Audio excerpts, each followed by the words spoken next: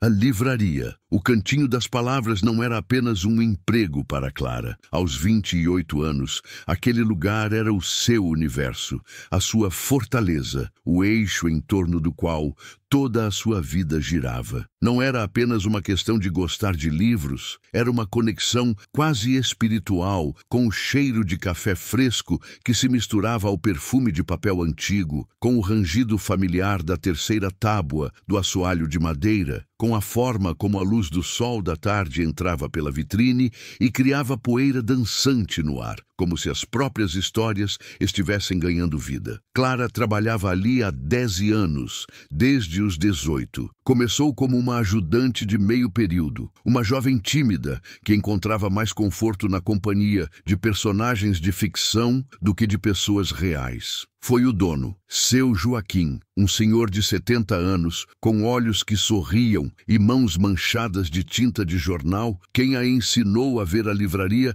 não como um negócio, mas como um refúgio. Cada livro, minha filha, ele costumava dizer, ajeitando os óculos na ponta do nariz, é uma porta. Nosso trabalho não é vender papel, é entregar chaves. E Clara aprendeu. Ela conhecia cada cliente pelo nome, sabia os gêneros literários que preferiam, lembrava-se dos livros que tinham comprado meses atrás e conseguia recomendar a próxima leitura perfeita com uma precisão assustadora. Ela não era uma vendedora, era uma curadora de almas literárias. Mais do que isso, ela morava ali. Seu Joaquim, sem ter família própria e vendo em Clara uma espécie de neta adotiva, havia lhe oferecido o pequeno apartamento no andar de cima da livraria por um aluguel simbólico. Era um espaço minúsculo, com uma janela que dava para os fundos de um prédio sem graça, mas para Clara era um palácio. Adormecer com o cheiro dos livros subindo pelo assoalho era o seu luxo, a sua paz. Sua vida era simples, mas era completa. Tinha seu refúgio, seus livros e o amor de Marcos, seu namorado há 2 anos, um gerente de marketing em ascensão que, embora não entendesse completamente sua paixão por coisas velhas, parecia apoiá-la. Para Clara, o futuro era uma página em branco, esperando para ser preenchida com a mesma caligrafia serena e feliz de seu presente. A tragédia, quando chegou, não bateu à porta. Ela a arrombou sem cerimônia. Seu Joaquim faleceu de repente, um ataque cardíaco fulminante durante o sono. A dor da perda foi avassaladora para Clara. Ela sentiu como se o pilar central que sustentava seu pequeno mundo tivesse desabado. Por 2 semanas, ela manteve a livraria funcionando em um nevoeiro de luto, atendendo os clientes com um sorriso triste, sentindo a ausência do velho amigo em cada canto silencioso. Ela sabia que as coisas mudariam, mas uma parte ingênua de si mesma esperava que o herdeiro de seu Joaquim, um sobrinho distante que morava na capital, entendesse a importância daquele lugar e a deixasse continuar o legado. A esperança, no entanto, é uma vela frágil em uma tempestade. E a tempestade chegou na forma de um homem chamado Dr. Almeida. Ele não se parecia em nada com seu Joaquim. Vestia um terno cinza chumbo caro que parecia rígido demais para seu corpo. Seus sapatos brilhavam com uma intensidade quase ofensiva, e seu olhar gélido parecia calcular o valor monetário de cada objeto que tocava. Ele não entrou na livraria, ele a invadiu, e em menos de 10 minutos ele destruiu o universo de Clara. Senhorita Clara, certo, disse ele sem sequer olhá-la nos olhos, passando o dedo sobre uma prateleira e depois olhando para a poeira em sua mão com nojo. Eu revisei as finanças do meu tio. Este lugar é um desastre, um poço de sentimentalismo que não gera lucro. A localização, no entanto, é excelente. Clara sentiu um nó se formar em sua garganta. Seu Joaquim não se importava tanto com o lucro, Dr. Almeida. Ele se importava com as pessoas, com a cultura que ele construiu aqui. Uma risada seca e sem humor escapou dos lábios finos do homem. Cultura não paga impostos, senhorita. A partir do próximo mês, o Cantinho das Palavras deixará de existir. Eu fechei um contrato com uma grande rede de franquias. Vamos modernizar o espaço. Tudo digital, café gourmet, os best-sellers mais vendidos. Será limpo, eficiente e, acima de tudo, rentável. O mundo de Clara começou a girar. As palavras dele eram como marteladas, quebrando as paredes de sua fortaleza. Mas, e os clientes fiéis? E os livros raros? E a história deste lugar? O senhor não pode simplesmente apagar tudo isso, ela protestou, a voz trêmula. Pela primeira vez, ele a olhou diretamente. Seus olhos eram como dois pedaços de gelo. Eu não só posso, como vou. E isso me leva ao segundo ponto. Você. Seu emprego aqui termina hoje. E o acordo de aluguel que meu tio tinha com você, que nem sequer estava devidamente formalizado, termina junto. Preciso do apartamento desocupado para a equipe de reforma. Você tem 24 horas para retirar suas coisas. 24 horas. A frase ecoou na mente de Clara como uma sentença de morte. 24 horas para desmontar 10 anos de uma vida. Em um único dia, ela havia perdido seu mentor, seu emprego, sua casa e o único lugar no mundo onde se sentia segura. As lágrimas que ela segurou na frente de Dr. Almeida desabaram assim que ele saiu, deixando para trás um silêncio que parecia zombar dela. Em pânico, a primeira pessoa para quem ela ligou foi Marcos. Ele era seu porto seguro, o homem que dizia amá-la. Ele certamente a ajudaria, a acalmaria. Diria que eles passariam por isso juntos. A voz dele no telefone, no entanto, estava distante, impaciente. Nossa, Clara, que situação! Mas 24 horas? É muito em cima da hora. Eu tenho uma reunião importantíssima amanhã. Não posso cancelar. A voz dela era um sussurro embargado pela dor. Marcos, eu não tenho para onde ir. Eu perdi tudo. Houve uma pausa do outro lado da linha. Uma pausa que pareceu durar uma eternidade. E então vieram as palavras que deram o golpe final. Olha, Clara, eu tenho sido honesto comigo mesmo ultimamente. E acho que nós estamos em fases diferentes da vida. Eu estou construindo uma carreira. Preciso de estabilidade. De alguém que some, entende? Eu não posso lidar com esse tipo de instabilidade agora. Acho melhor a gente dar um tempo. Ele não estava dando um tempo. Ele estava fugindo. Ele a estava abandonando no exato momento em que ela mais precisava dele. O telefone escorregou de sua mão trêmula e caiu no chão. O som do plástico se chocando com a madeira foi o som de sua última esperança se quebrando. O resto do dia foi um borrão de dor e desespero. Clara embalou sua vida em caixas de papelão. Cada livro, cada fotografia, cada pequena lembrança era uma facada em seu coração. As paredes do pequeno apartamento pareciam encolher ao redor dela, sufocando-a. Quando a noite caiu, ela estava exausta, física e emocionalmente. As caixas estavam empilhadas na calçada, ao lado do saco de lixo, onde ela teve que jogar as coisas que não podia carregar. A porta da livraria estava trancada. A chave que ela tanto prezava agora era apenas um pedaço de metal inútil em seu bolso. Uma chuva fina e gelada começou a cair, molhando as caixas, manchando as capas de seus livros, como se o próprio céu estivesse chorando por ela. Sem ter para onde ir, sem ninguém a quem recorrer, ela fez a única coisa que podia. Pegou sua mochila com seus documentos e o pouco dinheiro que tinha e começou a andar sem rumo, deixando para trás os destroços de seu universo. O frio da chuva se infiltrava em suas roupas, mas não era nada comparado ao frio que sentia em sua alma. Depois de vagar por quase 1 hora, ensopada e tremendo, ela viu as luzes quentes de um pequeno café 24 horas, o Café Encontro. Ela entrou, mais para escapar da chuva e do frio do que por qualquer outro motivo. O lugar era quase vazio, exceto por alguns estudantes e um homem sentado sozinho em uma mesa no canto mais afastado. Ele era uma figura que parecia ter saído de um romance de mistério. Devia ter uns 60 anos, com cabelos grisalhos desgrenhados, um rosto marcado por rugas profundas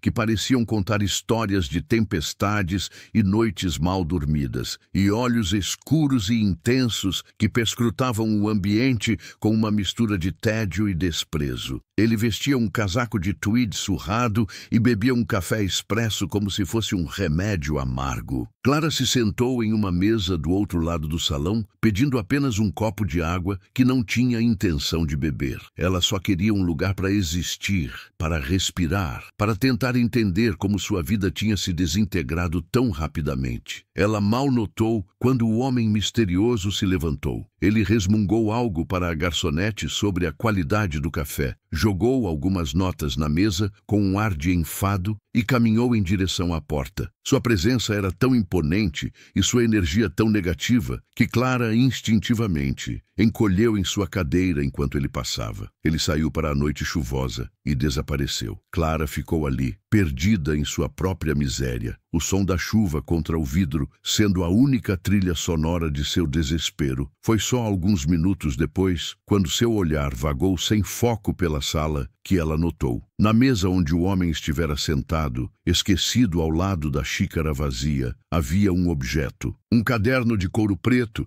de aparência antiga e muito usado, amarrado com uma tira de couro. Não era um caderno qualquer. Ela podia sentir, mesmo à distância, que era algo importante. Uma aura de segredos e palavras não ditas parecia emanar dele. Por um momento, ela pensou em ignorar. O que ela tinha a ver com os problemas dos outros? Os seus já eram grandes o suficiente para preencher o mundo. Mas então, a bibliotecária dentro dela, a curadora de histórias, a mulher que seu Joaquim ensinou a cuidar das palavras, falou mais alto. Aquele caderno continha uma história, e histórias, ela sabia, nunca deveriam ser abandonadas. Com um suspiro, movida por um impulso que ela mesma não compreendia, Clara se levantou e caminhou até a mesa. Suas mãos, ainda tremendo de frio e de choque, pegaram o caderno de couro. Era pesado, cheio, e no momento em que seus dedos tocaram a capa gasta, ela sentiu uma estranha corrente elétrica, uma sensação de que não estava segurando apenas um objeto, mas o destino de alguém. E talvez, apenas talvez, o seu próprio. O peso do caderno de couro preto nas mãos de Clara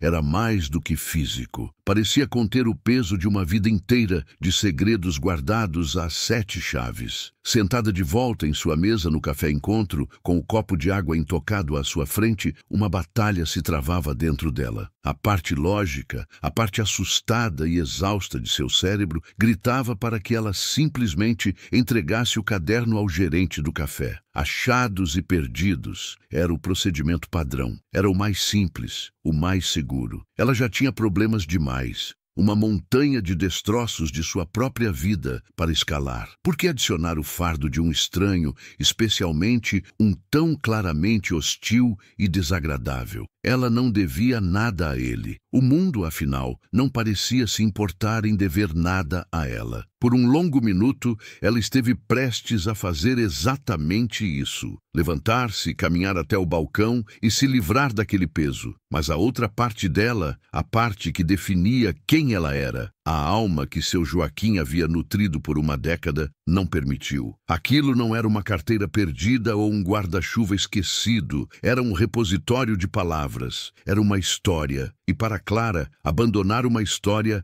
era um sacrilégio, um pecado contra tudo em que ela acreditava. Ela precisava devolvê-lo ao dono. Mas como? Não havia nome na capa, nenhuma etiqueta de identificação. A única maneira de encontrar uma pista seria olhar dentro. A ideia a fez hesitar. Seria uma invasão de privacidade, uma quebra de confiança. Mas a alternativa, deixar o caderno entregue à própria sorte, parecia uma traição ainda maior. Com o coração batendo forte, como se estivesse cometendo um crime, ela desfez o laço da tira de couro. A capa se abriu com um sussurro suave, revelando a primeira página. Não havia título, nem dedicatória, apenas uma caligrafia forte, quase agressiva, que arranhava o papel amarelado com uma tinta preta e espessa. As letras eram angulosas, impacientes, cheias de palavras riscadas com uma fúria visível e anotações frenéticas nas margens. Era a caligrafia de um homem que lutava com as palavras, que as arrancava de seu íntimo com esforço e dor. E então ela leu a primeira frase. E o mundo ao seu redor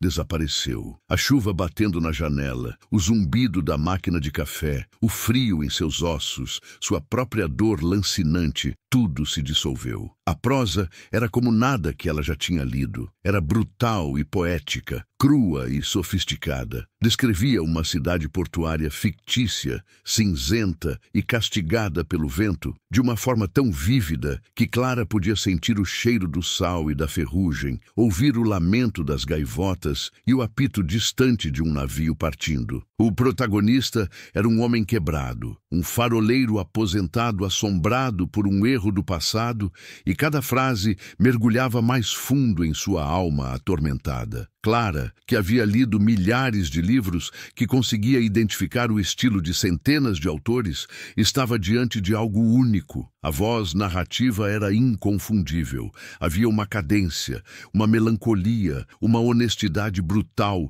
que ela só havia encontrado em um lugar antes. Seu coração deu um salto. Ela virou as páginas com uma urgência febril, não mais procurando por um nome, mas por uma confirmação. E então ela encontrou, em uma anotação na margem, ao lado de um parágrafo particularmente denso, estava rabiscado: revisar. A metáfora do albatroz está muito óbvia. Valente. Seu idiota preguiçoso, valente, não podia ser. O choque a atingiu com a força de uma onda. Ela sabia exatamente quem era o dono daquele caderno. Era Arthur Valente, o maior e mais misterioso escritor brasileiro de sua geração. Um gênio que havia ganhado todos os prêmios literários possíveis com seus 3 primeiros romances e que, há exatos 15 anos, no auge de sua fama, havia se retirado completamente da vida pública. Sem entrevistas, sem fotos, sem mais livros. Ele havia se tornado uma lenda,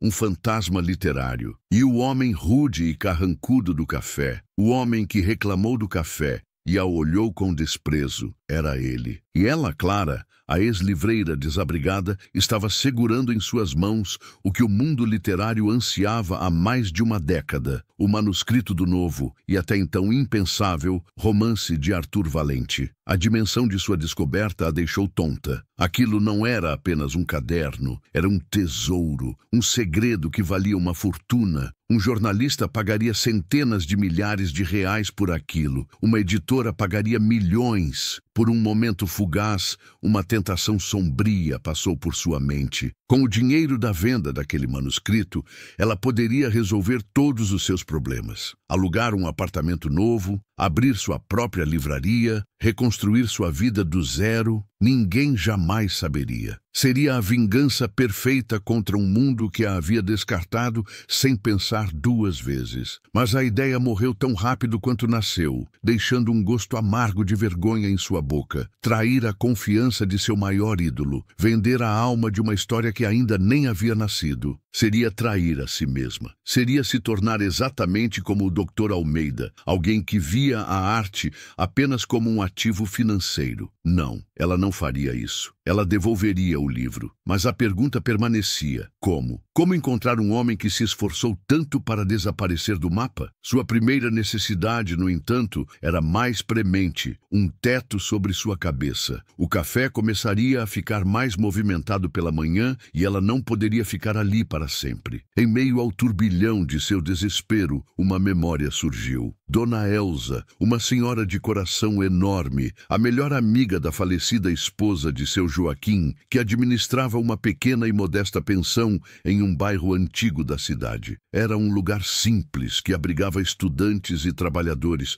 mas era limpo e seguro. Seu Joaquim a havia ajudado com um empréstimo anos atrás, e Dona Elza nutria por ele uma gratidão eterna. Talvez ela ajudasse a neta dele. Reunindo suas últimas forças, Clara guardou o precioso caderno na mochila, como se fosse um recém-nascido. Enfrentou a chuva novamente e caminhou por mais 30 minutos até a rua tranquila, onde ficava a pensão Aconchego. A porta se abriu antes mesmo de ela bater, e o rosto redondo e gentil de Dona Elza, emoldurado por cabelos brancos como algodão, se iluminou ao vê-la. para logo em seguida se contorcer em preocupação. Clara, minha querida, o que aconteceu com você?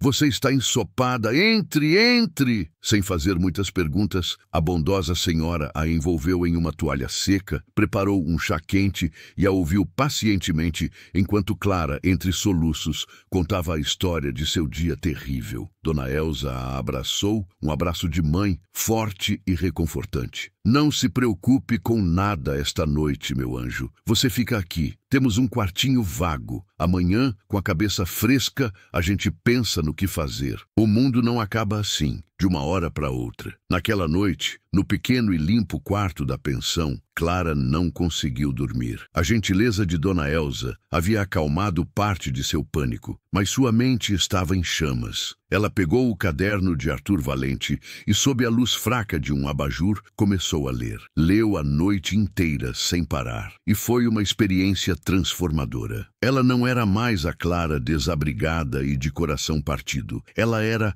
a leitora, a exploradora. Ela mergulhou tão fundo naquela história que se esqueceu de si mesma. Ela caminhou pelas ruas da cidade fictícia, sentiu a dor do velho faroleiro, decifrou as complexas camadas de simbolismo e as sutis referências a mitos antigos que Valente havia tecido na trama. Era uma obra-prima, era o melhor trabalho dele, mais maduro, mais profundo que qualquer um dos outros. Mas, como leitora atenta que era, ela também notou as falhas. Havia um arco de personagem secundário que parecia inacabado, uma inconsistência na linha do tempo no capítulo 7 e uma decisão crucial do protagonista no final que, embora chocante, não parecia totalmente justificada pelas suas ações anteriores. Era um diamante bruto, magnífico, mas que ainda precisava ser lapidado. E, sem perceber, Clara começou a fazer o que sempre fez na livraria. Ela começou a dialogar com a história. Em sua mente, ela reorganizou cenas, questionou motivações, imaginou diálogos que preencheriam as lacunas. Ela não estava julgando, estava participando, tentando ajudar o autor a realizar a visão perfeita que ela sabia que ele tinha. Quando os primeiros raios de sol entraram pela janela, Clara fechou o caderno, exausta, mas com uma nova e inabalável resolução. Ela não iria apenas devolver aquele livro. Ela precisava falar com ele. Precisava ter certeza de que ele entendia o tesouro que tinha em mãos e o pequeno trabalho que ainda era necessário para torná-lo perfeito. Ela agora tinha uma missão, mas a busca ainda era um quebra-cabeça. Não havia endereço nem telefone. Então, ela começou a pensar como uma detetive literária. Onde um escritor recluso se esconderia? Ele precisaria de silêncio, de privacidade. E, relendo algumas passagens do manuscrito, ela notou um detalhe recorrente: a descrição da vista da janela do protagonista. Ele falava de um velho jacarandá com um galho que parecia um braço torcido apontando para o sul, e de como, na primavera, suas flores roxas choviam sobre o telhado da casa vizinha, que tinha uma única chaminé de tijolos vermelhos. Era uma descrição específica demais para ser pura imaginação. Era uma observação, era uma pista. Naquele dia, Clara usou o pouco dinheiro que tinha para comprar um mapa da cidade e um sanduíche. Ela começou a percorrer sistematicamente os bairros mais antigos e arborizados, lugares onde um velho jacarandá poderia ter sobrevivido ao avanço do concreto. Foi uma busca cansativa e aparentemente sem esperança. Ela andou por horas, rua após rua, o sol agora forte castigando sua pele. Muitas vezes o desespero bateu e ela pensou em desistir, em aceitar que era uma ideia louca. Mas então ela se lembrava da força daquela prosa, do poder daquela história, e continuava. Foi no final da tarde, quando suas pernas doíam e sua esperança estava por um fio, que ela o viu. Em uma rua silenciosa e arborizada no bairro de Santa Teresa, lá estava ele, o jacarandá, idêntico à descrição, com seu galho torcido apontando para o sul. chegou, e atrás dele uma casa antiga, de muros altos cobertos de era, com um telhado que recebia a sombra da árvore, e ao lado a casa vizinha com sua única chaminé de tijolos vermelhos. Era ali. Seu coração disparou. A casa parecia uma fortaleza, silenciosa e impenetrável. Não havia campainha, apenas uma pesada porta de madeira escura, com uma aldrava de bronze em forma de leão. Por um momento, o medo a paralisou. Quem era ela para ousar perturbar o santuário do grande Arthur Valente? Ela era uma ninguém, uma intrusa. Ele provavelmente a expulsaria, a humilharia, talvez até chamasse a polícia. Toda a sua coragem pareceu evaporar. Mas então, ela apertou a mochila contra o peito, sentindo o contorno sólido do caderno. Ela pensou em seu Joaquim e na sua fé no poder das histórias. Ela respirou fundo, ergueu a mão trêmula e bateu a aldrava de leão na porta. O som ecoou na rua silenciosa como uma batida de tambor, selando seu destino. Ela esperou o que pareceu uma vida inteira. Quando já estava prestes a se virar e ir embora, convencida de que ninguém atenderia, ela ouviu o som de um ferrolho sendo arrastado. A porta se abriu com um rangido e ele apareceu, Arthur Valente. Em sua própria casa, ele parecia ainda mais selvagem e intimidador. Seus cabelos grisalhos estavam mais bagunçados, seus olhos escuros estavam injetados de quem não dormia há dias, e havia uma fúria contida em sua postura que era quase aterrorizante. Seus olhos a percorreram de cima a baixo com desdém, mas então pousaram na mochila que ela segurava com força. Um brilho de reconhecimento e pânico passou por seu rosto. Você! Ele rosnou, a voz grave e perigosa. O que você quer? Como me encontrou? Antes que ela pudesse responder, ele avançou, a mão estendida como uma garra. Onde está? Você o roubou, não foi? É uma jornalista? Veio me chantagear? Dê para mim! Dê agora! Ele tentou arrancar a mochila de seus ombros, a raiva distorcendo suas feições. O medo subiu pela garganta de Clara, ameaçando sufocá-la. O velho instinto de recuar, de se desculpar, de desaparecer, quase a dominou. Mas então, a noite que ela passou imersa na alma daquele homem, na sua história, lhe deu uma força que ela não sabia que possuía. Ela deu um passo para trás, segurando a mochila com firmeza fora do alcance dele, e olhando diretamente naqueles olhos furiosos. A menina tímida que amava livros encontrou a voz de uma mulher que os entendia. Eu não vim para roubar nada, Sr. Valente, disse ela, a voz surpreendentemente firme. Eu vim devolver, mas antes preciso lhe dizer uma coisa. Ele parou, surpreso pela sua resistência. O capítulo 12, continuou Clara, o coração martelando contra as costelas. A cena em que o faroleiro queima as cartas da esposa. O senhor não deveria tê-la cortado. Eu vi as páginas arrancadas no final do caderno. Sem aquele ato de desespero, a redenção dele no final parece fácil demais. Não parece real. O senhor traiu o seu personagem. O universo pareceu parar. A fúria no rosto de Arthur Valente se dissolveu, sendo substituída por uma expressão de absoluto e total espanto. Seus lábios se entreabriram, mas nenhum som saiu. Ele a encarava como se ela fosse uma aparição, um fantasma que acabara de ler sua alma e apontar para a sua cicatriz mais secreta. O poder naquela porta havia mudado de mãos. O eco das palavras de Clara ficou suspenso no ar denso entre ela e Arthur Valente. O senhor traiu o seu personagem. Era uma acusação, uma crítica literária e um ato de rebeldia, tudo em uma única frase. Por um momento, ela pensou que ele fosse explodir, que a fúria, contida por um instante de choque, retornaria com a força de um furacão, e ele a jogaria para fora de sua propriedade com a mesma violência com que ela havia invadido sua reclusão. Ela viu uma miríade de emoções passarem pelos olhos escuros dele. Primeiro o espanto, depois a incredulidade, seguida por uma centelha de raiva profunda e, por fim, algo que ela não esperava. Uma curiosidade relutante e faminta. Ele era um animal selvagem que, em vez de atacar a criatura desconhecida que invadiu seu território, parou para tentar entendê-la. O silêncio se esticou por um minuto inteiro, um minuto em que o único som era o da respiração pesada dele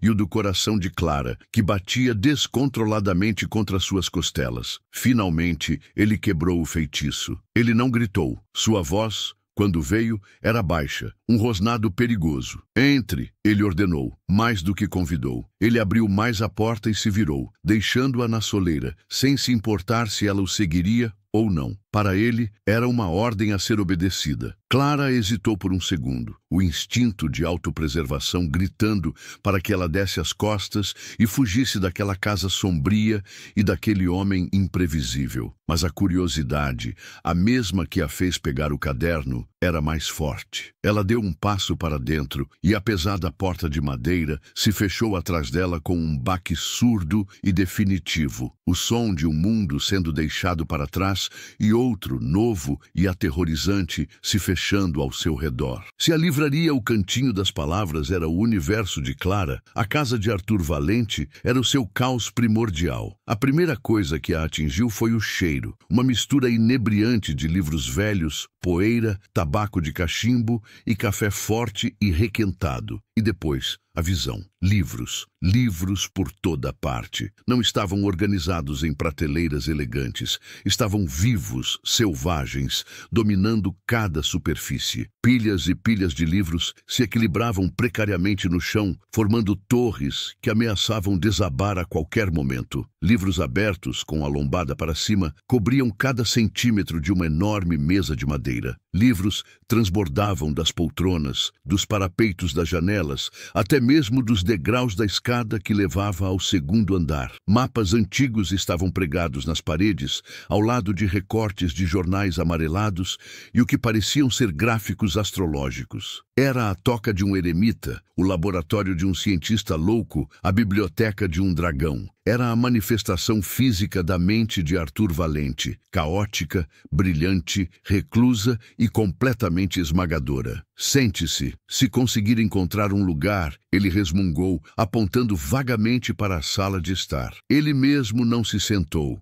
Começou a andar de um lado para o outro como um animal enjaulado, passando as mãos pelos cabelos desgrenhados. Clara, com cuidado para não derrubar nenhuma pilha, conseguiu liberar um pequeno espaço na beirada de um sofá de couro gasto e se sentou, mantendo a mochila com um manuscrito em seu colo como um escudo. Arthur parou de andar de repente e se virou para ela, os olhos fixos nos dela. Agora fale, sem rodeios. Quem é você? Como me achou? E como, em nome de todos os diabos, você sabe sobre o capítulo 12? A sua voz era a de um inquisidor, e Clara sentiu um arrepio percorrer sua espinha. Mas a coragem que ela encontrou na porta ainda estava lá, uma pequena chama bruxuleante em meio ao seu medo. Com a voz ainda um pouco trêmula, mas clara, ela contou tudo. Contou sobre seu Joaquim e o amor pela livraria, sobre o Dr. Almeida e sua crueldade corporativa, sobre Marcos e sua traição, sobre a noite na chuva e o encontro no café. Ela falou sobre como encontrou o caderno e sobre a sua decisão de devolvê-lo. Enquanto ela falava, ele a ouvia com uma atenção feroz, o rosto impassível, tentando encontrar uma falha, uma mentira em sua história. Quando ela terminou, o silêncio voltou a preencher a sala. Uma história comovente, disse ele, a voz carregada de um sarcasmo cortante. Mas não responde à minha pergunta. Isso explica como você encontrou o caderno. Não explica como você ousou ter uma opinião sobre ele. A arrogância dele era uma muralha. Mas Clara, agora, via uma pequena rachadura nela. Eu não ousei, Sr. Valente. Eu não pude evitar. Ela respondeu com uma sinceridade desarmante. Eu li o seu livro a noite inteira e a história se tornou tão real para mim que eu senti o que o seu personagem, o Jonas, sentiu. E eu sei que ele jamais teria encontrado a paz tão facilmente. Ele era um homem que se punia, que se sabotava. Queimar as cartas da mulher que ele amava e odiava. O último elo físico com o passado que o destruiu. Era a única coisa que ele poderia ter feito naquele ponto da história. Seria um ato de autodestruição, sim, mas também o primeiro passo desesperado para se libertar. Sem isso, o perdão que ele oferece a si mesmo no final parece barato, indigno dele, indigno do Senhor. Ela não estava mais falando como uma fã assustada. Estava falando como uma igual, uma leitora que se importava com a integridade da história tanto quanto o seu criador. Arthur Valente a encarou. o queixo levemente caído. Aquele era o ponto exato com o qual ele vinha lutando há meses, talvez anos. Aquele final. Ele sabia que havia algo errado, algo que não se encaixava, mas seu orgulho e sua solidão o haviam cegado para a solução. Ele estava perto demais da obra, perdido em seu próprio labirinto. E aquela garota, aquela ex-livreira com o rosto manchado de lágrimas secas e os olhos cheios de uma honestidade brutal, havia entrado em seu labirinto e apontado diretamente para a saída e para o minotauro que ele se recusava a enfrentar. "E o que mais?" ele perguntou, a voz agora desprovida de sarcasmo, substituída por uma urgência quase infantil. "O que mais você viu, garota inteligente?" A mudança de tom deu a Clara a confiança de que precisava. "A filha dele, a Sofia. O arco dela é fraco. Ela aparece no início e no final, como um dispositivo para a redenção do pai, mas ela não parece uma pessoa real. Nós não sabemos o que ela pensa, como a ausência do pai realmente a afetou. Ela o perdoa muito facilmente. É conveniente demais." Arthur caminhou até sua mesa, remexeu em uma pilha de papéis e puxou uma folha. "Conveniente", ele murmurou, anotando a palavra. Ele parecia ter se esquecido da presença dela, agora imerso no mundo de seus personagens. "Sim, sim, você tem razão. A voz dela... Eu não consigo encontrar a voz dela." Ele levantou a cabeça e, pela primeira vez, Clara viu além do escritor genial e do eremita assustador. Ela viu um homem perdido, um artista torturado por sua própria criação, desesperadamente sozinho em seu processo. A muralha de arrogância havia desmoronado, revelando a vulnerabilidade por trás dela. "Eu estou preso neste livro há 7 anos, garota", ele confessou, a voz baixa, quase um sussurro. 7 anos. Eu o escrevo e o reescrevo. Ele se tornou um monstro. Meus editores... Eles têm medo de mim. Meus antigos amigos, eu os afastei. Eu não tenho mais ninguém que leia o que eu escrevo e me diga a verdade. Eles só querem o nome Arthur Valente na capa. Eles publicariam uma lista de compras se eu a entregasse. E eu perdi o caminho. Eu olho para estas páginas e não sei mais o que é bom e o que é lixo. Eu sei que está quebrado. Eu sinto, mas não sei como consertá-lo." Ele olhou para ela e em seus olhos havia um desespero que espelhava o que ela mesma sentira na noite anterior, na calçada, sob a chuva. Eram 2 almas perdidas, cada uma à sua maneira. Então, ele fez o impensável. Ele, o grande Arthur Valente, que vivia escondido do mundo, se aproximou de Clara, a desconhecida que invadira sua fortaleza, e fez uma proposta que mudaria a vida dos dois para sempre. "Você", disse ele, apontando um dedo para ela, não de forma acusadora, mas como se estivesse identificando uma ferramenta rara e precisa. "Você tem os olhos, você não está contaminada. Você vê a história, não o meu nome. Você vê a verdade por trás das palavras." Ele começou a andar pela sala novamente, a energia crepitando ao seu redor, não mais de raiva, mas de uma excitação desesperada, a energia de um homem se afogando que acaba de avistar um bote salva-vidas. "Eu não vou te agradecer por ter trazido o caderno de volta. Você fez o que era sua obrigação, mas agora você tem uma nova obrigação. Você abriu a caixa de Pandora, garota. Agora você vai ter que me ajudar a lidar com os demônios que saíram dela." Ele parou na frente dela, o rosto a centímetros do dela, a intensidade em seus olhos quase a jogando para trás. "Eu preciso de você. Preciso dos seus olhos, dos seus instintos. Preciso da sua honestidade brutal. Eu preciso que você seja a minha primeira leitora, a minha única leitora." Clara ficou sem palavras. O que ele estava propondo era um sonho impossível, uma fantasia que nem a mais febril das imaginações literárias poderia conceber. Trabalhar com Arthur Valente, ajudá-lo a terminar seu novo romance. Era como um estudante de astronomia ser convidado para pilotar a próxima missão a Marte. "Mas eu não sou ninguém", ela gaguejou. "Eu não sou editora, não sou crítica. Eu só sei ler." "Exatamente", ele exclamou, batendo com a mão na mesa e fazendo uma pilha de livros balançar perigosamente. "Eu não preciso de uma editora. Eu preciso de uma leitora de verdade. Alguém que ame a história mais do que as vírgulas, Você acha que isso é um trabalho? Não é. É uma sentença, uma missão suicida. Nós vamos mergulhar neste pântano juntos e vamos lutar com este monstro até que um de nós o mate ou ele nos mate. A proposta dele era tão dramática e excêntrica quanto seus livros. Era aterrorizante. Era a oportunidade de uma vida. Ele viu a hesitação no rosto dela e seu tom se tornou mortalmente sério. Eu vou te dar os termos e não há negociação. Você vai morar aqui. Há um quarto de hóspedes no andar de cima que não é usado há 15 anos. Deve estar cheio de poeira, mas tem uma cama. Eu vou lhe dar comida. Você trabalhará todos os dias, das 9 da manhã até o momento em que eu disser que acabamos, o que pode ser às 5 da tarde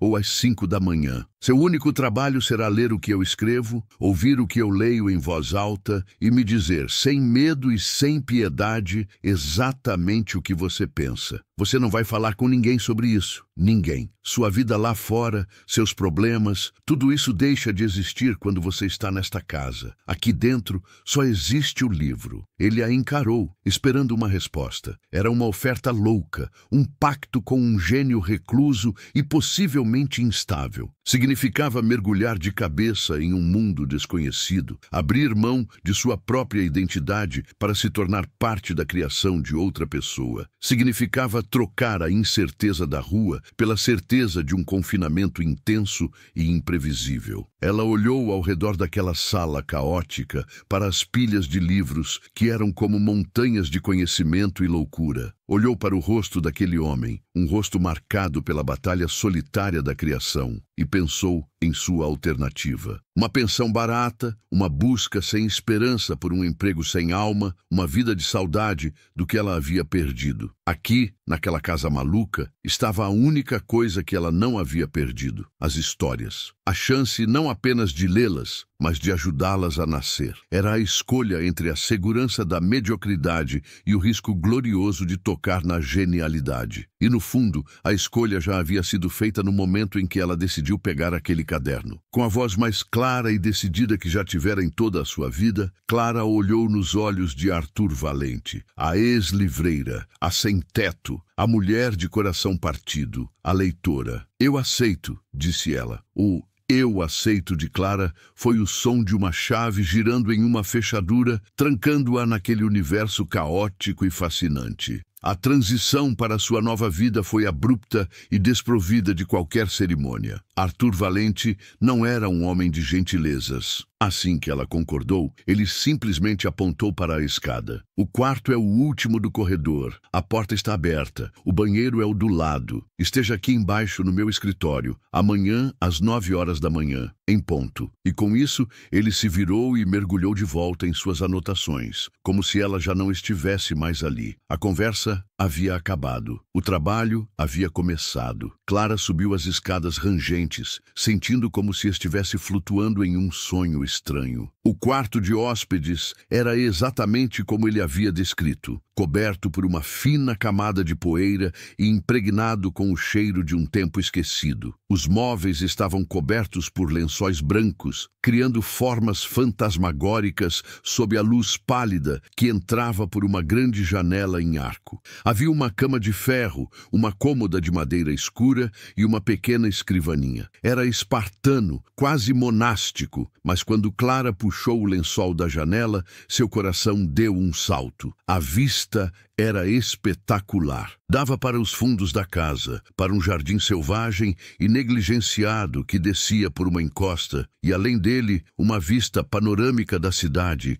cintilando à distância. Era um posto de observação secreto, um ninho de águia pairando sobre o mundo que a havia rejeitado. Naquele momento, ela soube que aquele seria o seu santuário, o pequeno pedaço daquela casa louca que seria só dela. Na manhã seguinte, pontualmente às 9 horas, Clara desceu. Ela havia encontrado um velho conjunto de pijama no fundo de sua mochila e dormido o sono dos exaustos. Encontrou Arthur já em seu escritório, que era uma extensão ainda mais caótica da sala de estar. Ele estava de pé, ao lado de uma lousa coberta de anotações e setas, parecendo um general planejando uma batalha. Ele não lhe deu bom dia, apenas apontou para uma poltrona de couro gasta, posicionada em frente à sua própria escrivaninha. Sobre a poltrona havia uma cópia recém-impressa do manuscrito e uma caneta de tinta vermelha. Sua primeira tarefa, disse ele, a voz rouca pelo café e pelo tabaco. Leia tudo de novo, do início ao fim, mas desta vez não leia com admiração. Leia com desprezo. Leia como se você odiasse o autor e quisesse provar que ele é uma fraude. Eu quero que você sangre nessas páginas. Marque cada advérbio preguiçoso, cada metáfora forçada, cada diálogo que soe falso. Questione cada vírgula. Eu não quero a sua piedade, eu quero a sua fúria. E assim o trabalho começou. Os dias que se seguiram se fundiram em uma rotina intensa e exaustiva. As manhãs eram dedicadas à leitura silenciosa e à anotação. Clara, no início intimidada pela tarefa, logo encontrou seu ritmo. A caneta vermelha, que no primeiro dia parecia pesar 1 tonelada, tornou-se uma extensão de sua mente. Ela era impiedosa, exatamente como ele havia pedido. Circulava frases inteiras, com comentários na margem como clichê. Isso não é o que uma pessoa real diria. Ou o ainda mais direto, preguiçoso. As tardes eram o verdadeiro campo de batalha. Arthur lia em voz alta os capítulos que ela havia marcado, sua voz de barítono preenchendo a sala, dando vida ao personagens. E então ele a confrontava sobre cada marcação vermelha. Aqui, dizia ele, batendo o dedo na página, você escreveu pretensioso. Explique. E Clara, com o coração na boca, tinha que defender seu ponto de vista. A frase é: a melancolia se derramava sobre a cidade como um veludo manchado de vinho. É uma frase bonita, Sr. Valente, mas não é o seu personagem, o Jonas, pensando. É o senhor, o escritor, se exibindo. O Jonas é um homem simples, um faroleiro. Ele pensaria que a tristeza era como uma ferrugem na alma ou uma rede de pesca pesada demais para puxar. Veludo e vinho não fazem parte do mundo dele. Arthur a encarava, os olhos semicerrados, e por um momento ela pensava que ele a fulminaria com um raio. Absurdo, ele rosnava. A linguagem poética transcende a experiência do personagem. Não quando quebra a imersão do leitor, ela retrucava, a paixão pela história superando o medo do autor. As discussões eram longas, acaloradas, às vezes duravam horas por causa de um único parágrafo. Ele a testava, a provocava, tentava intimidá-la com seu intelecto e sua reputação. Mas Clara não recuava. Ela não estava mais defendendo a si mesma, estava defendendo a história, e lentamente uma mudança sutil começou a acontecer. Depois de uma briga particularmente feroz sobre um diálogo, onde ele a acusou de não entender nada sobre subtexto, ele se levantou abruptamente e saiu do escritório, batendo a porta. Clara ficou sentada, o coração pesado, convencida de que havia ido longe demais, que ele a expulsaria. Mas 2 horas depois, ele voltou e jogou uma folha de papel em seu colo sem dizer uma palavra. Era o diálogo, completamente reescrito, e estava perfeito. Era sutil, poderoso e infinitamente melhor. Ele havia absorvido a crítica dela e a transformado em arte. Ele nunca admitia que ela estava certa, mas as páginas reescritas eram a sua concessão silenciosa. Um respeito relutante, mas profundo, começou a crescer entre eles. Com o passar das semanas, Clara começou a ver as rachaduras na armadura do homem. Ela descobriu suas pequenas vulnerabilidades. Ele era um gênio na arte de construir mundos, mas era completamente incapaz de fazer um sanduíche que não se desmanchasse. Vivia de café, comida por delivery e, ocasionalmente, uma lata de sopa fria direto da lata. Ele não sabia onde ficavam os pratos em sua própria cozinha. Um dia, depois de uma sessão de trabalho particularmente brutal, que se estendeu até tarde da noite, ela o encontrou na cozinha, olhando para uma caixa de ovos com uma expressão de profunda confusão. Em silêncio, ela pegou a frigideira, preparou ovos mexidos simples com pão torrado e colocou o prato na frente dele. Ele a observou, desconfiado, mas a fome venceu. Ele comeu cada migalha em um silêncio absoluto. Quando terminou, apenas empurrou o prato para o lado e resmungou: amanhã precisamos resolver o problema do capítulo 5. Mas pela primeira vez, o resmungo não tinha o tom de ordem. tinha um quê de colaboração. A presença de Clara começou a mudar sutilmente a casa. Ela não fazia uma limpeza geral, mas trazia pequenas ilhas de ordem para o caos. Lavava as xícaras de café, abria as janelas para deixar o ar circular e uma vez até comprou um pequeno vaso de violetas e o colocou no parapeito da janela de seu quarto. Pequenos atos de vida em um lugar que parecia estar em animação suspensa há anos. E neste momento eu preciso fazer uma pausa e perguntar algo diretamente a você. Você já esteve em uma situação onde precisou defender suas ideias, sua verdade, para alguém que todos consideravam intocável, assustador ou simplesmente poderoso demais para ser confrontado? Pode ter sido um chefe, um professor, um membro da sua família. Aquele momento em que o medo lhe diz para ficar quieto, mas algo dentro de você, a sua convicção, insiste que você fale. Essa batalha interna é uma das mais difíceis que enfrentamos. Se você já passou por isso, ou se está passando por isso agora, deixe aqui nos comentários a frase: "A minha convicção é a minha voz." Porque compartilhar essa força pode inspirar outra pessoa a não se calar. Às vezes, a voz mais quieta é a que carrega a verdade mais poderosa. Agora, vamos voltar para a batalha silenciosa de Clara, dentro da fortaleza de Arthur Valente. Os meses se passaram. O outono chegou, pintando as folhas do jacarandá com tons de ouro. Eles haviam desmontado e reconstruído o livro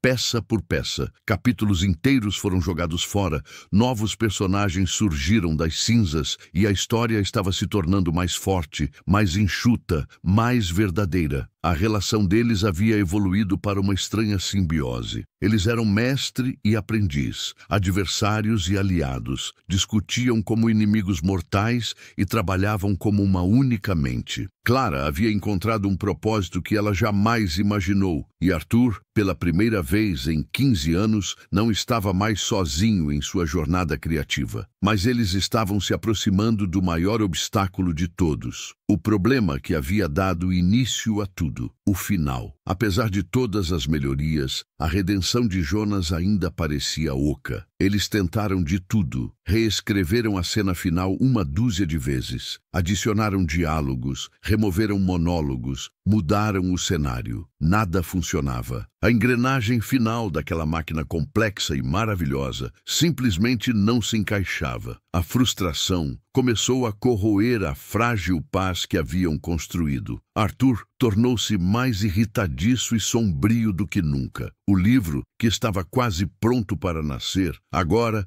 ameaçava morrer na praia. A crise chegou em uma noite chuvosa de terça-feira, que lembrava a Clara de seu primeiro encontro desastroso. Eles estavam no escritório há 14 horas seguidas. As páginas da última versão do capítulo final estavam espalhadas pela mesa, manchadas de café e anotações furiosas. "Não funciona!" Arthur rugiu, jogando um maço de papéis no chão. "Ainda não funciona. Há algo fundamentalmente desonesto aqui. Eu posso sentir, mas não consigo ver." "É porque nós ainda não demos a ele um motivo real para mudar", disse Clara, a voz cansada, mas firme. "Tudo o que fizemos foi consertar os sintomas, não a doença. A dor dele, a origem de tudo, ainda é uma abstração para o leitor. Nós ouvimos falar sobre ela, mas nunca a sentimos de verdade." Arthur a fuzilou com o olhar. "O que você está sugerindo? Que eu desenhe um mapa da alma dele? O livro é sobre as consequências da tragédia,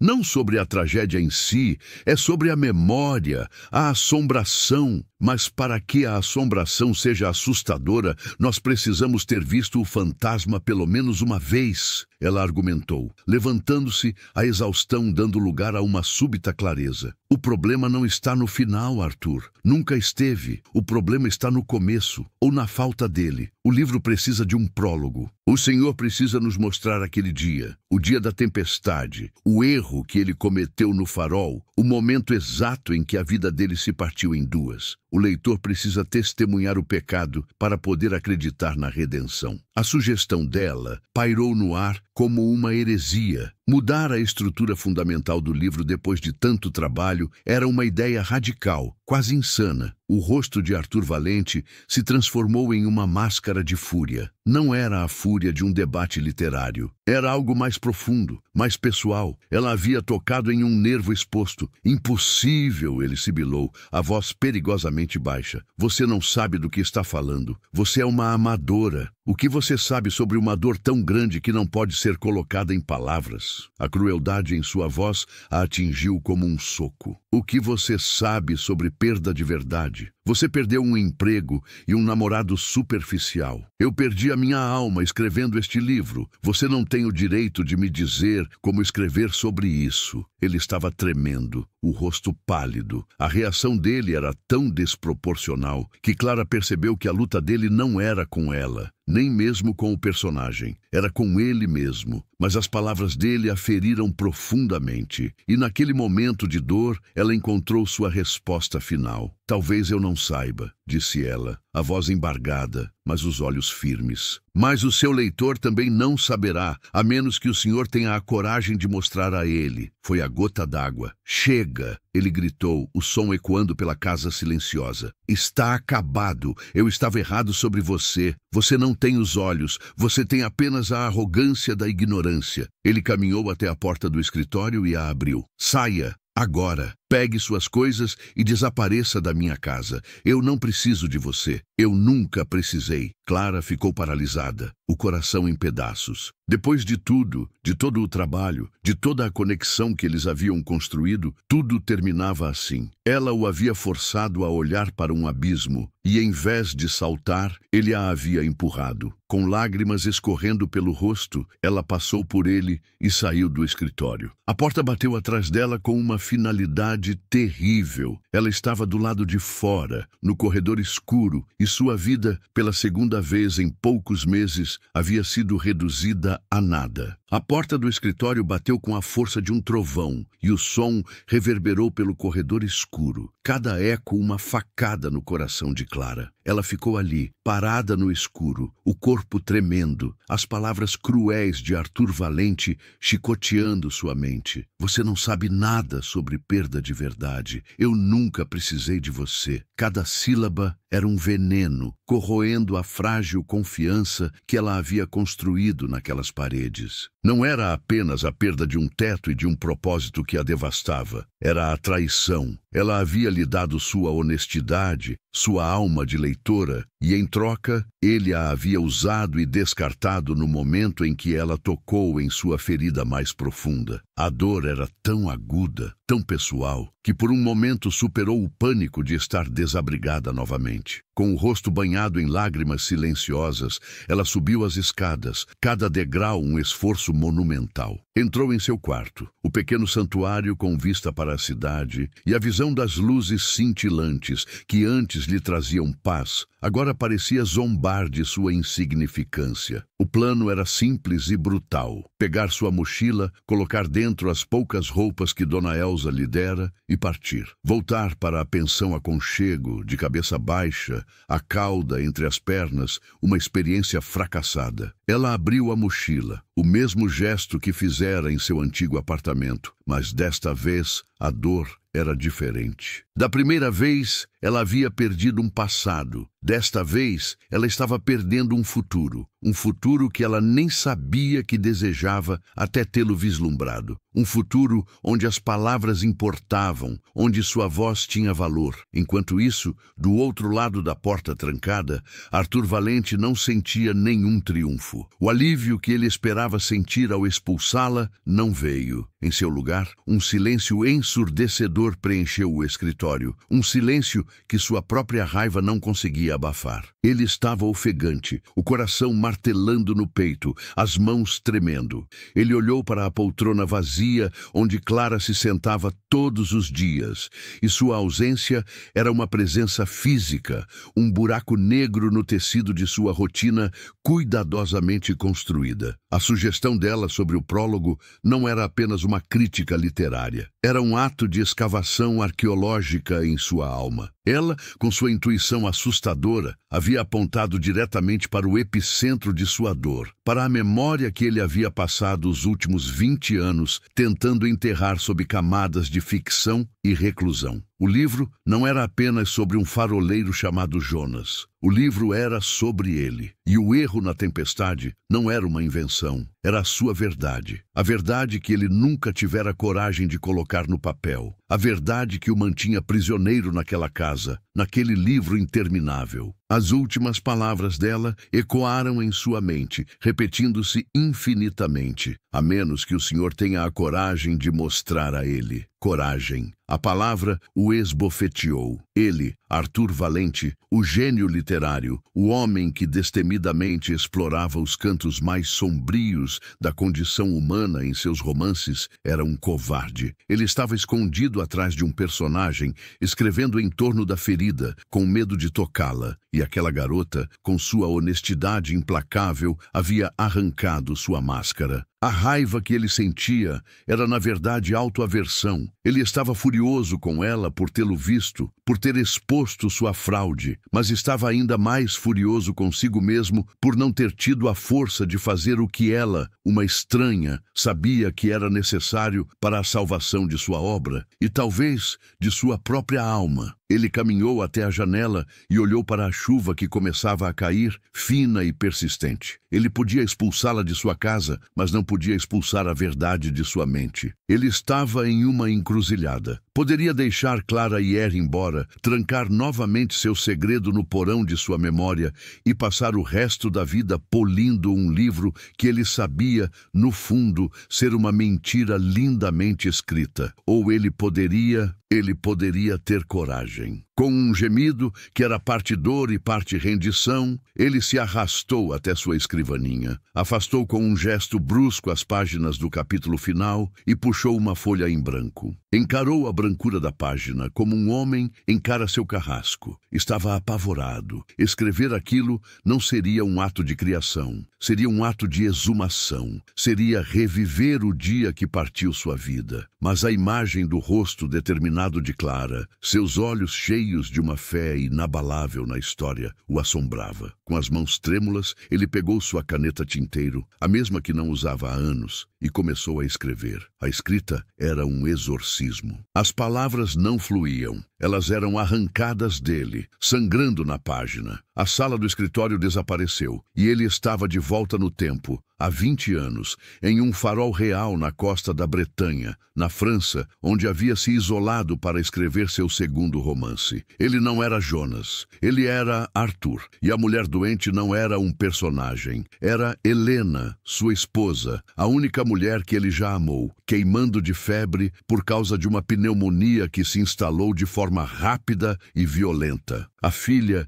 não era uma invenção. Era sua pequena Luna, de 5 anos, com os olhos assustados observando tudo de um canto. A tempestade era real, uma das piores em uma década, que havia cortado as linhas telefônicas e tornado a viagem de barco um ato suicida. Mas o médico da aldeia vizinha estava vindo. Ele havia prometido. E o erro de Arthur não foi um sinal perdido, foi uma escolha. Helena teve uma convulsão febril, e no pânico de segurá-la, de tentar mantê-la viva, ele se esqueceu do procedimento de sinalização da pequena doca por meros 10 minutos. 10 minutos fatais. O barco do médico se chocou contra as rochas escondidas pela maré alta. Ele viu as luzes se apagarem. Ele ouviu os gritos sendo engolidos pelo rugido do oceano. E 1 hora depois, Helena morreu em seus braços, sussurrando seu nome. Ele havia matado o homem que vinha salvá-la, e em sua mente ele havia matado a própria Helena. A culpa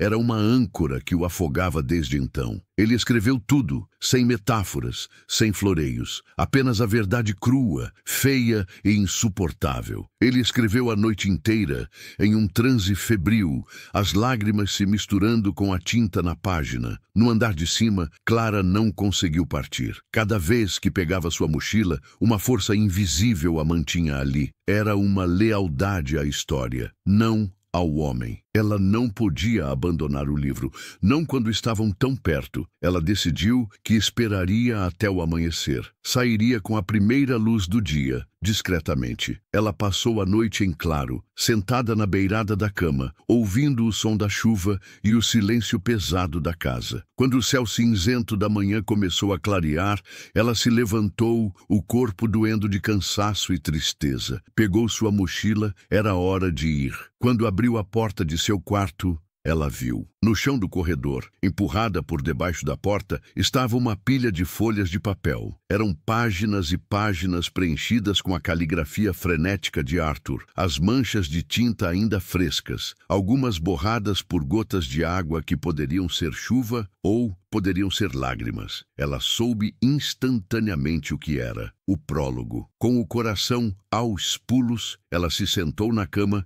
e começou a ler. As palavras a transportaram para aquele farol batido pela tempestade. Ela sentiu o pânico do jovem Arthur, o amor desesperado por sua esposa, o terror nos olhos da pequena Luna. Ela leu a descrição da morte de Helena e um soluço escapou de seus lábios. Não era ficção, era uma confissão. Era a peça que faltava não apenas no quebra-cabeça do livro, mas no quebra-cabeça do homem. A reclusão, a amargura, a obsessão com aquele livro, tudo fazia sentido agora. Ele não estava escrevendo uma história, estava tentando construir um mausoléu para sua culpa. E ao escrever aquele prólogo, ele finalmente havia aberto a porta da cripta. As lágrimas que escorriam pelo rosto de Clara não eram de pena, eram de uma empatia profunda e avassaladora. Ela finalmente o compreendia. A dor dele, sua fúria, sua vulnerabilidade, tudo. O manuscrito em suas mãos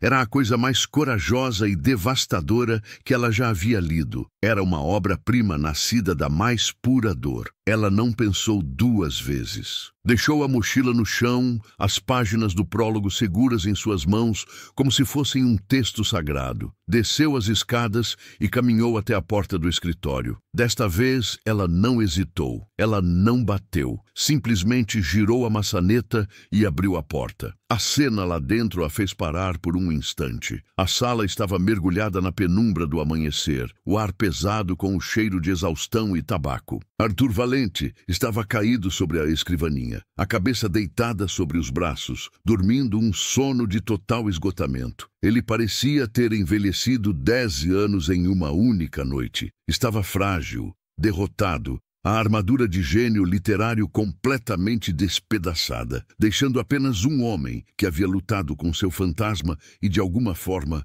sobrevivido. Clara se aproximou em silêncio, o coração transbordando de uma emoção que ela não conseguia nomear. Era uma mistura de respeito, compaixão e um profundo senso de conexão. Ela poderia ter falado sobre Helena, sobre Luna, poderia ter oferecido palavras de conforto, mas ela sabia que isso o destruiria, que violaria a confiança sagrada daquela confissão silenciosa. A história era o santuário dele e ela não o invadiria. Então, ela fez a única coisa que importava. Estendeu a mão e tocou levemente o ombro dele. O toque foi hesitante, mas firme. Arthur se sobressaltou, levantando a cabeça abruptamente. Seus olhos estavam vermelhos e inchados, e quando a viu, havia neles uma expressão de pânico e vulnerabilidade crua. Ele esperava o julgamento dela, a piedade dela, talvez até mesmo o desprezo. Ele havia se desnudado em aquelas páginas, e agora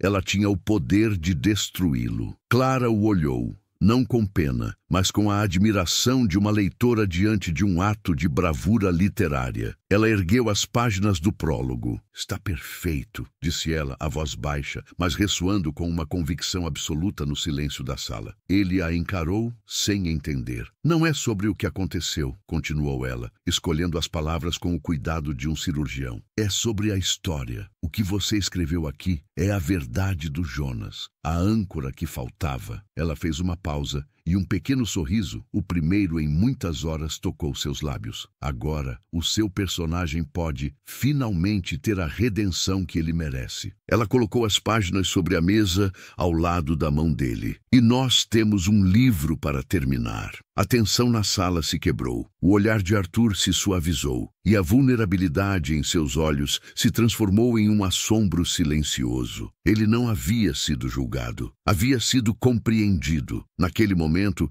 eles não eram mais autor e assistente, gênio e fã. Eram dois sobreviventes, dois parceiros unidos pela dor e pela beleza de uma história que agora, finalmente, poderia ser contada da maneira certa. As palavras de Clara, "Nós temos um livro para terminar", não foram apenas uma declaração de intenção. Foram a assinatura de um armistício e o início de uma nova aliança. A dinâmica na casa de Arthur Valente mudou da noite para o dia. A muralha de espinhos que ele mantinha ao seu redor não desapareceu por completo, mas agora havia um portão, e Clara era a única pessoa que tinha a chave. A relação deles, antes um campo de batalha intelectual, transformou-se em uma colaboração tão íntima e focada que era quase telepática. O medo e a intimidação deram lugar a um profundo respeito mútuo, forjado no fogo da vulnerabilidade compartilhada.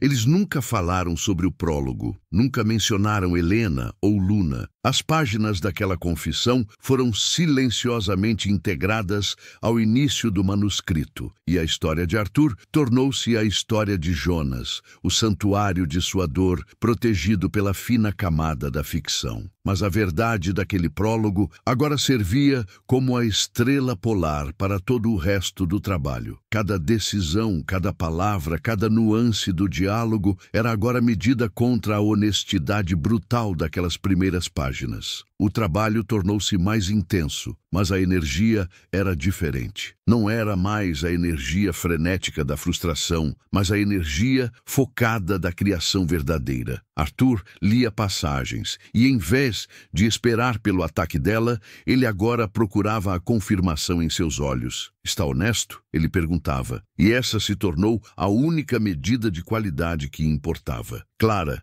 por sua vez, sentia-se mais livre do que nunca para contribuir. Ela não apenas apontava os erros, ela agora oferecia soluções, sugeria cenas e até mesmo arriscava escrever pequenos trechos de diálogos para mostrar o que queria dizer. Muitas vezes, Arthur lia suas sugestões, resmungava que estavam sentimentais demais, e no dia seguinte apresentava uma versão brilhantemente reescrita que capturava perfeitamente a essência da ideia dela. Eles se tornaram uma única mente criativa, operando em duas frequências diferentes, que de alguma forma criavam uma harmonia perfeita. O final, aquele monstro que os havia assombrado por tanto tempo, rendeu-se quase sem luta. Com a fundação da dor de Jonas, agora solidamente estabelecida no prólogo, sua jornada em direção à redenção tornou-se lógica, comovente e, acima de tudo, merecida. A última peça do quebra-cabeça se encaixou com um clique satisfatório. Certa tarde, com a luz dourada do sol de verão entrando pela janela do escritório, eles escreveram a última palavra da última frase do livro. Um silêncio profundo e pesado desceu sobre a sala. Não foi um silêncio de constrangimento ou de exaustão, mas um silêncio reverente, o tipo de silêncio que se encontra em uma catedral após o fim da missa. O livro estava pronto. A jornada de quase 8 meses de Clara e de mais de 7 anos de Arthur havia chegado ao fim. Arthur olhou para a pilha de mais de 500 páginas na mesa, a obra de sua vida, sua dor e sua salvação. Seus ombros, que por anos pareceram carregar o peso do mundo, relaxaram visivelmente. Ele parecia exausto, mas em paz. Clara sentiu uma onda de emoções conflitantes, um orgulho imenso pelo que haviam criado juntos, uma tristeza pelo fim daquele período extraordinário e uma pontada de pânico sobre o seu próprio futuro. Seu propósito naquela casa estava cumprido, e agora ela era, mais uma vez, apenas Clara, a ex-livreira. Arthur pareceu ler seus pensamentos. Ele se levantou, caminhou até um armário que ela nunca o vira abrir e de lá tirou uma garrafa de uísque caríssimo e 2 copos empoeirados. Ele os encheu e estendeu um para ela. "Nós conseguimos, garota", disse ele, a voz rouca. "Nós realmente conseguimos." Eles brindaram e o uísque desceu queimando, o gosto da vitória. Beberam em silêncio por alguns minutos, cada um perdido em seus próprios pensamentos. "E agora, Clara?" ele perguntou. A primeira vez que usou o nome dela sem nenhum traço de ironia ou impaciência. A pergunta pairou no ar, cheia de possibilidades e incertezas. Antes que ela pudesse responder, ele continuou. Amanhã eu vou ligar para a minha agente. O mundo exterior vai invadir este lugar e as coisas vão ficar complicadas. Mas antes que isso aconteça, nós precisamos resolver a sua situação. Ele colocou o copo na mesa e a encarou. O que eu lhe ofereci foi um teto e comida em troca de um serviço. Você cumpriu sua parte do acordo de uma forma que eu jamais poderia ter imaginado. Você não foi apenas uma leitora, você foi a parteira desta história. Você a salvou. Ele fez uma pausa, claramente desconfortável com o que estava prestes a dizer. Eu não posso simplesmente te mandar de volta para aquela pensão com um obrigado. Seria um insulto. Eu quero te oferecer um cargo oficial, como minha editora pessoal e consultora literária, com um contrato, um salário justo, retroativo ao primeiro dia em que você pisou nesta casa. Clara sentiu as lágrimas subindo aos seus olhos, mas desta vez eram lágrimas de gratidão e de choque. A validação, a segurança, a chance de continuar fazendo o que ela amava. Era mais do que ela ousara sonhar. Eu não sei o que dizer, Arthur, ela sussurrou. Diga sim, ele disse, com um tom que não admitia recusa. E ela disse. Na manhã seguinte, o mundo exterior de fato invadiu. Arthur fez a ligação para sua agente. Beatriz, uma mulher de voz rápida e energia de um furacão, que quase teve um colapso de alegria e descrença ao telefone. Uma reunião foi marcada para a semana seguinte na sede da editora, no coração pulsante do centro da cidade. A notícia de que Arthur Valente havia terminado um novo romance se espalhou como fogo no mundo editorial, e a expectativa era estratosférica. Durante aquela semana, uma nova tensão se instalou na casa. Arthur estava preparando-se para a batalha, vestindo sua antiga armadura de arrogância como uma proteção. Clara, por sua vez, usou parte do generoso adiantamento que Arthur insistiu em lhe dar para comprar um vestido simples, mas elegante. Ela queria parecer profissional, não como a menina desabrigada que ele havia recolhido da rua. O dia da reunião chegou. A sede da editora era um arranha-céu de vidro e aço que parecia perfurar as nuvens. Era o oposto exato da casa de Arthur. Silencioso, estéril, impessoal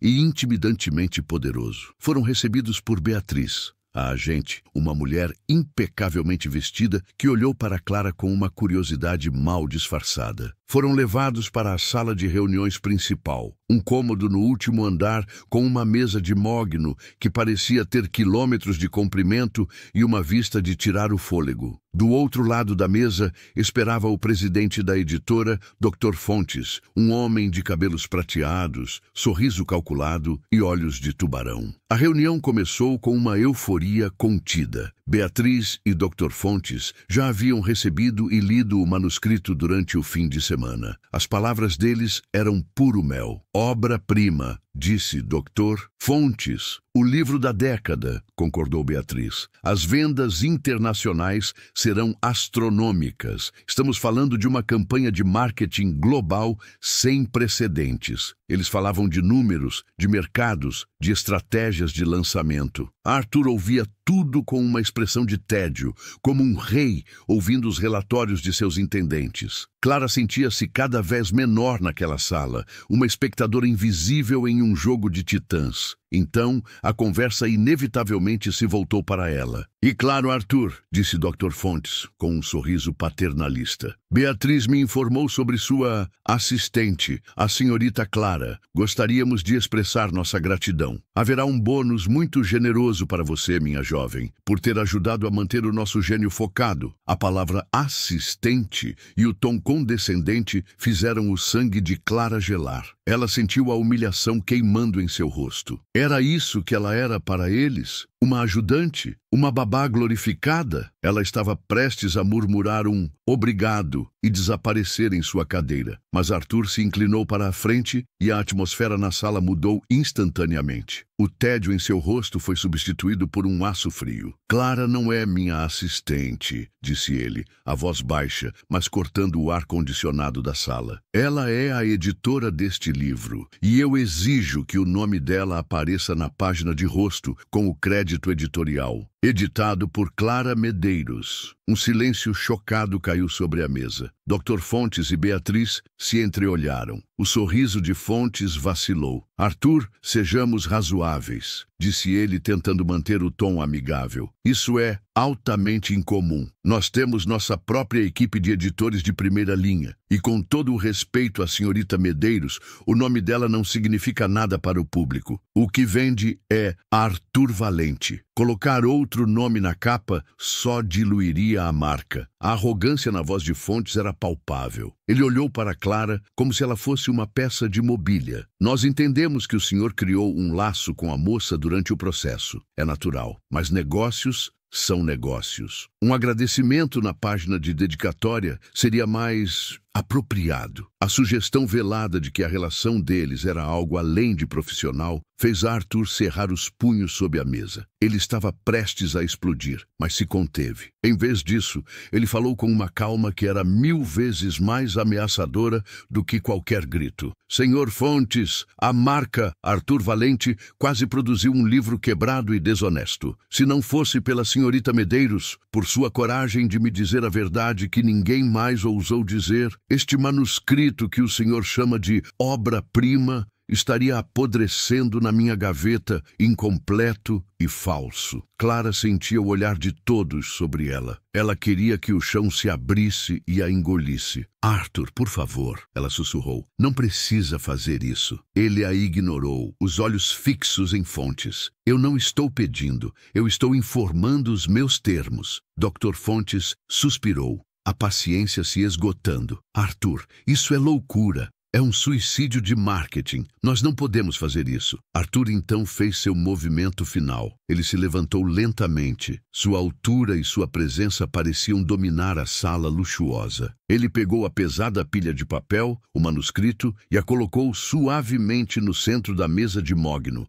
entre ele e os executivos. O som foi o único ruído na sala silenciosa. Então, parece que temos um impasse, disse ele, a voz tranquila. Estes são os meus termos. O nome dela na capa, o crédito que ela merece, o respeito pelo trabalho dela. Ou não há livro. Ele olhou para Beatriz, depois para Fontes, um por um. Eu passei 15 anos em silêncio. Acreditem em mim quando eu digo que o silêncio não me assusta nem um pouco. Eu posso facilmente passar mais 15. Ele se virou para Clara. Vamos embora. E começou a caminhar em direção à porta, pronto para abandonar o maior contrato literário da década, pronto para jogar fora milhões de reais e a aclamação mundial. Tudo por uma questão de princípio. Tudo por ela. Doctor. Fontes e Beatriz ficaram boquiabertos, os olhos arregalados de pânico, olhando para o manuscrito abandonado na mesa, uma bomba relógio de 1 bilhão de palavras, e para as costas do homem que tinha o poder de detoná-la. O futuro de todos naquela sala seria decidido nos próximos 5 segundos. O ar na sala de reuniões do último andar ficou tão rarefeito e denso que parecia impossível respirar. As palavras de Arthur Valente, ou não há livro, ecoaram no silêncio como a sentença final de um juiz. Dr. Fontes, o todo-poderoso presidente da editora, estava pálido, o sorriso de tubarão congelado em uma careta de incredulidade. Beatriz, a agente, olhava de Arthur para o manuscrito sobre a mesa como se estivesse assistindo a uma partida de tênis com uma granada no lugar da bola. Clara, de pé ao lado da porta, sentia o coração batendo na garganta. Uma parte dela estava aterrorizada, convencida de que a teimosia de Arthur destruiria tudo. Mas outra parte, uma parte que ela mal reconhecia, sentia uma onda de orgulho tão feroz que quase a fez sorrir. Aquele homem, o eremita que fugia do mundo, estava disposto a sacrificar a glória e a fortuna não apenas por ela, mas por um princípio, a verdade do trabalho que fizeram juntos. Ele estava pronto para dar as costas a tudo, e Clara sabia, com uma certeza absoluta, que ele não estava blefando. Os segundos se arrastavam. Doctor. Fontes olhou para Beatriz, buscando ajuda, mas ela apenas balançou a cabeça sutilmente, os olhos dizendo, é pegar ou largar. Ele não vai ceder. A mente de Fontes, acostumada a calcular riscos e margens de lucro, entrou em parafuso. De um lado da balança estava o protocolo, a tradição editorial, o marketing, a sua autoridade. Do outro lado, estava o retorno garantido de Arthur Valente, um evento literário que geraria lucros por décadas, o orgulho contra o pragmatismo. E batalha durou menos de 10 segundos. O pragmatismo, como sempre acontece no mundo dos negócios, venceu por nocaute. Espere, disse Fontes, a voz um pouco mais aguda do que o normal, quando Arthur já estava com a mão na maçaneta da porta. Arthur parou, mas não se virou. Está bem, suspirou Fontes, o som da derrota em sua voz. Certo, que seja. O nome dela vai na página de rosto. Como editora, temos um acordo? Arthur virou-se lentamente. Ele olhou para Clara e em seus olhos havia um brilho de vitória feroz. Depois, ele olhou para Fontes. Nós temos um acordo, disse ele. E com isso, a tensão na sala se desfez como uma bolha. A saída do prédio foi surreal. No elevador silencioso, Clara finalmente encontrou sua voz. Arthur, você não precisava fazer aquilo. Eu não me importaria. O seu nome é o que importa. Arthur a olhou e a expressão em seu rosto não era a do gênio arrogante, mas a de um professor paciente explicando uma lição fundamental. Não foi por você, Clara. Foi pelo livro, disse ele, a voz surpreendentemente suave. Nós passamos meses arrancando cada pingo de desonestidade daquelas páginas. Nós lutamos para que a história do Jonas fosse a mais verdadeira possível. A verdade do livro é que você é tão parte da arquitetura dele quanto eu. Esconder o seu nome seria a primeira mentira. E nós não passamos por todo aquele inferno para começar a vida da nossa obra com uma mentira. Naquele momento, Clara entendeu que a transformação dele era completa. Ele não estava mais se escondendo. Ele havia encontrado, através do processo de expor sua dor, um código de honra inabalável. O livro o havia salvado, e agora ele estava salvando a integridade do livro. 6 meses depois, a noite de lançamento de O Último Farol foi o evento mais disputado da década. O salão principal de um centro cultural histórico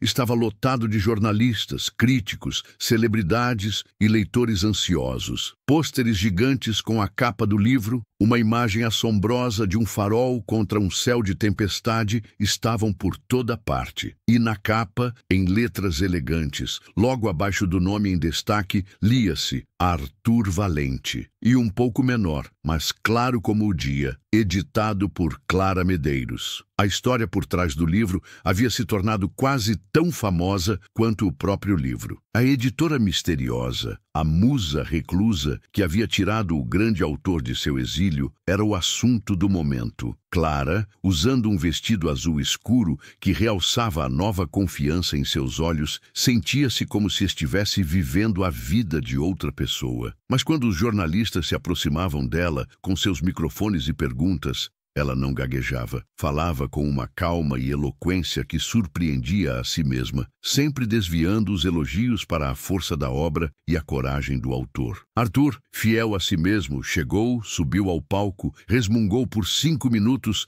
sobre como a honestidade na arte é mais importante que as vendas. Agradeceu publicamente a Clara por ter sido sua bússola na tempestade e depois desapareceu por uma porta lateral, deixando sua editora para lidar com a glória e o caos. E ela lidou com uma graça que ninguém, nem mesmo ela, sabia que possuía. Nas semanas que se seguiram, a vida de Clara mudou de maneiras que ela jamais poderia ter previsto. O Último Farol não foi apenas um sucesso, foi um fenômeno cultural. As críticas eram extasiadas, as vendas quebravam todos os recordes, e o nome de Clara Medeiros estava em toda parte. Ela começou a receber propostas de outras editoras, convites para dar palestras, manuscritos de outros autores implorando por seus olhos. Ela havia se tornado, da noite para o dia, uma das vozes mais respeitadas e requisitadas do mercado editorial. Mas em meio a todo esse turbilhão, ela se certificou de fechar os círculos de seu passado. Um dia, ela recebeu uma mensagem em uma rede social. Era de Marcos. A mensagem era patética, uma mistura de bajulação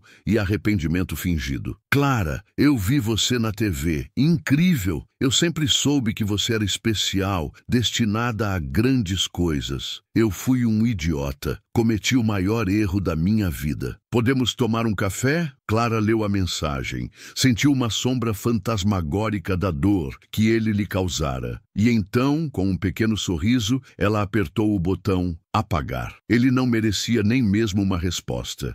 Ele pertencia a uma história que ela já não lia mais. Algum tempo depois, caminhando pelo seu antigo bairro, ela passou em frente ao local onde ficava o Cantinho das Palavras, a franquia moderna e sem alma que o Dr. Almeida havia instalado estava fechada, com um cartaz de "Passa-se o ponto" na vitrine empoeirada. O próprio Dr. Almeida estava do lado de fora, falando ao telefone, o rosto sombrio, a arrogância substituída pela aura da derrota. Seus olhares se cruzaram por um instante. O reconhecimento no rosto dele foi seguido por um choque, uma inveja amarga e uma humilhação profunda. Ele, o homem do lucro acima de tudo, havia falido. Ela, a sentimentalista, era a história de sucesso do ano. Clara não sentiu prazer em sua derrota. Ela não sentiu nada. Apenas lhe deu um leve aceno de cabeça, um gesto neutro de quem reconhece um estranho e continuou seu caminho. A melhor vingança, ela percebeu, não era a revanche, era a irrelevância. Mas a parte mais importante de sua nova vida ainda estava por vir. Arthur havia insistido que ela recebesse não apenas um salário, mas uma porcentagem generosa nos royalties do livro. E com o sucesso estrondoso, Clara se viu com mais dinheiro do que jamais imaginara ser possível. Ela sabia exatamente o que fazer com ele. 6 meses depois da noite de lançamento, uma nova livraria abriu suas portas no mesmo local da antiga. Era maior, mais iluminada, mas mantinha o mesmo espírito. Assoalhos de madeira, poltronas confortáveis, o cheiro de café e papel. Na fachada, em letras douradas, o nome: Livraria O Legado de Joaquim. Tornou-se um sucesso instantâneo, um ponto de encontro para os amantes de livros de toda a cidade. E atrás do balcão, ajudando Clara a administrar o lugar com um sorriso que nunca deixava seu rosto, estava Dona Elsa, agora sua sócia. A história de Clara havia completado um círculo perfeito, honrando o homem que lhe dera a primeira chave e construindo um novo refúgio para futuras gerações de leitores. Numa tarde de sábado, a livraria estava cheia. Crianças folheavam livros ilustrados, estudantes debatiam poesia nos cantos e o som suave das conversas e do virar de páginas preenchia o ar. Clara estava atrás do balcão, exatamente onde se sentia mais em casa, recomendando um livro de contos de fadas a uma menina de olhos curiosos. Ela se sentia completa, em paz. Então, o sininho da porta tocou e uma figura alta e um tanto desajeitada entrou, fazendo com que várias cabeças se virassem. Era Arthur Valente. As pessoas cochichavam, apontavam discretamente. Era a primeira vez em quase 20 anos que ele era visto publicamente em uma livraria. Ele ignorou todos os olhares e caminhou direto para o balcão, o rosto com a carranca de sempre. Mas seus olhos, quando encontraram os de Clara, continham um calor que poucas pessoas tinham o privilégio de ver. Ele colocou um objeto sobre o balcão de madeira. Era um caderno de couro preto, idêntico ao primeiro, novo e ainda vazio. Ele olhou para ela e o canto de seus lábios se curvou no que poderia ser considerado um sorriso. "Acho que perdi isso em algum lugar", disse ele, a voz grave contendo um tom de brincadeira. "Estou com uma ideia. Sobre uma mulher que perde tudo em um dia e encontra um caderno, achei que talvez você quisesse ser a primeira a ler." Clara riu, um som genuíno e feliz que contagiou o ambiente. Ela pegou o caderno novo, sentindo o cheiro do couro e a promessa das páginas em branco. O fim de uma história era apenas o começo de outra. "Eu adoraria, Arthur", disse ela. "Eu adoraria." Essa jornada, da calçada chuvosa à capa de um best-seller, é mais do que uma história de sorte. É um lembrete poderoso de que o nosso valor não é definido pelas coisas que perdemos, mas pela coragem que temos de recomeçar. É a prova de que a integridade, a honestidade e a paixão são as moedas mais valiosas que existem, mesmo em um mundo que muitas vezes parece valorizar apenas o superficial. A história de Clara nos ensina que, às vezes, o nosso pior dia dia pode ser o portal para a nossa melhor vida. Se você acredita em segundas chances, se essa história tocou o seu coração e te deu uma centelha de esperança, então este canal foi feito para você. Se inscreva agora para que você não perca nenhuma das nossas histórias, que são criadas para lembrar a todos nós da força que temos dentro de nós. E se puder, deixe o seu like. Ele funciona como um farol, ajudando esta mensagem a encontrar outras pessoas que podem estar em meio a uma tempestade e precisam saber que, não importa o quão escura seja a noite, o sol sempre volta a nascer. Obrigado por fazer parte da nossa comunidade. E lembre-se sempre, a sua história ainda não terminou de ser escrita e as melhores páginas podem estar logo à frente. Até a próxima.